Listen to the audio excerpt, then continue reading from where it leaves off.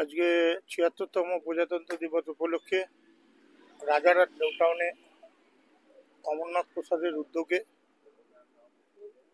খুব একটা ভালো কর্মসূচি দেখলাম। কম্বল উপহার দেওয়া হলো।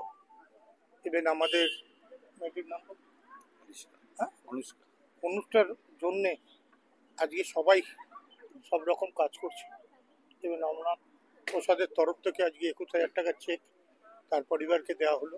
আমি এইভাবে চাইছি সবাই যদি একটু একটু করে অমরনাথ যেরকম কাজ করলো, এই কাজ যদি আমরাও সবাই একটু একটু করে কাজ করতে পারি, এই কাজ আরও ভালো হবে।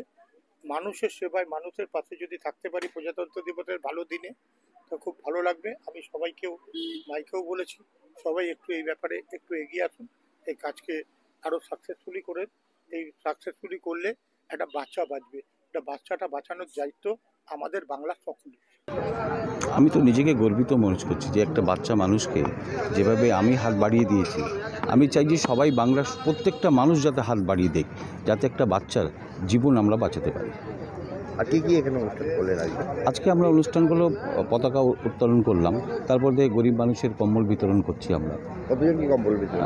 200 মানুষকে আমরা কম্বল বিতরণ করছি। আগামী দিনে আপনি দেখেছেন যে কালী পুজো যেভাবে আমার চিন্তাধারা ছিল, আগামী দিনে নিশ্চয়ই আরও বড় করে করব।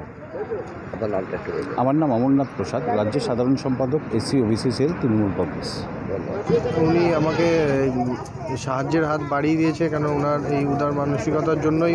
ওরকম মানসিকতা আমি মানে চাইবো যে প্রত্যেকটা মানুষের হওয়া উচিত।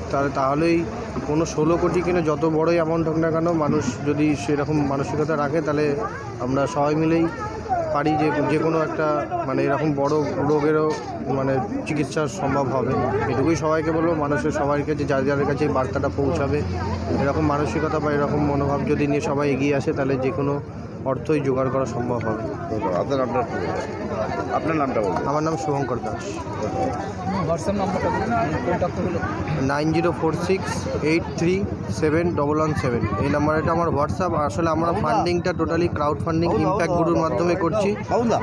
গুগলে গিয়ে কেউ আস্মিকা দাস লিখলে পারেও ওর ইনফরমেশানটা